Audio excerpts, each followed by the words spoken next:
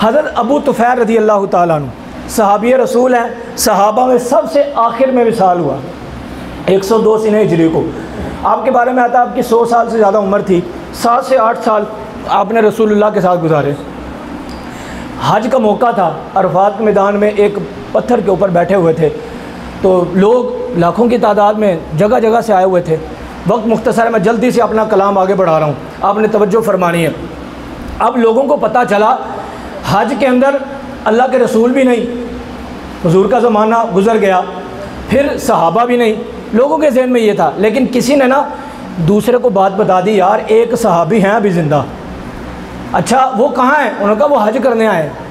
ऐसे करते करते एक से दो, दूसरे को तीसरे को, चलते चलते ना जितने भी लोग हज करने आए थे उन सब को पता चल गया कि हज के अंदर एक सहाबी रसूल आए हुए हैं। उन्होंने क्या किया, अब अरफात के मैदान में सब जोक दर जोक तशरीफ़ ला रहे हैं कि सहाबी रसूल का दीदार करें। अबू तुफ़ैल रज़ी अल्लाह ताला अन्हु ये ऊपर बैठे हुए थे, लोग आपका दीदार कर रहे थे कि हम दीदार करें, ताबई के शरफ़ से फैज़ याब हों। अब जब दीदार कर रहे हैं, लोग मसाइल पूछ रहे हैं, नमाज के बारे में, रोज़े के बारे में, हज के बारे में। एक बंदा आशिक रसूल उठा, सारे आशिक थे, उसने हमारा मसला भी हल कर दिया। और जो कहते हैं नऊज़ बिल्लाह कि नबी को दीवार के पीछे का इल्म नहीं, जो ये कहते हैं अल्लाह के रसूल तो कुछ भी नहीं जानते, जो अल्लाह के रसूल के बारे में गुस्ताखियाँ करते हैं, उनका मसला हल किया। लेकिन असल में उनको हल शुदा पर्ची भी नहीं हुआ। हल शुदा पर्चा उसको नसीब होता है जो अल्लाह के रसूल का पक्का सच्चा गुलाम होता है। ठीक है, आला हजरत को नसीब हो गया, लेकिन उस ज़माने के मौलवियों को नसीब ना हुआ।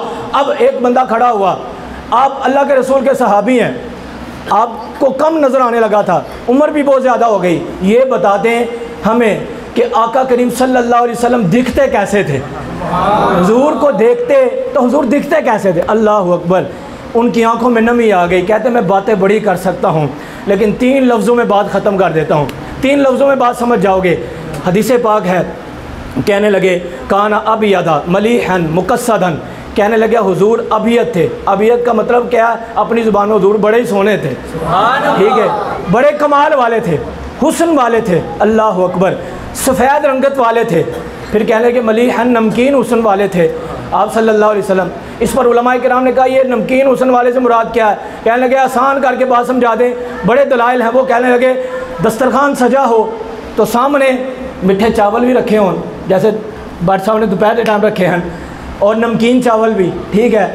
अब ये फितरी तकाजा है कि बंदे का जहन मीठे चावल की तरफ जाता है, एक खुशबू होती है, लेकिन जब खाना शुरू करता है तो 2-4 लुकमे लगाता है तो बस हो जाती है। ऐसे ही होता है, मीठा खाना शुरू करता है, मीठा आता है, उसकी खुशबू होती है, उसकी तरफ दिल जाता है, नफ्स माइल होता है, लेकिन खाना शुरू करता है तो 2-4 लुकमे लगा के बस हो जाती है।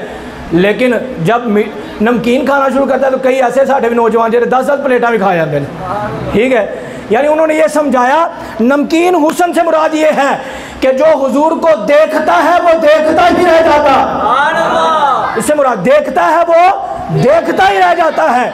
जब उन्होंने ये बातें करना शुरू की, अल्लाह अकबर, लोग भी खुश हुए कि अल्लाह के रसूल ऐसे थे कि जो देखता था वो देखता ही रह जाता था, अल्लाह अकबर। फिर कहने लगे मुकस्सदन, आप दरमियाने कद वाले थे, ऐसे दरमियाने कद वाले थे, अगर 10 बंदे चल रहे होते, हुजूर भी साथ होते, तो सबसे ऊंचा कद हुजूर का नज़र आता। 100 बंदे भी बैठे होते, हुजूर बैठे होते, तो आने वाला महसूस करता कि कौन है सोने नबी, ठीक है, पहचान लेते। मैं यहाँ पर बताना चाहता हूँ अल्लाह के रसूल सल्लल्लाहु अलैहि वसल्लम के हुस्न का, आपके जल्वों का, आपके कमाल का जिक्र अल्लाह ने खुद कुरान पाक में इरशाद फरमाया।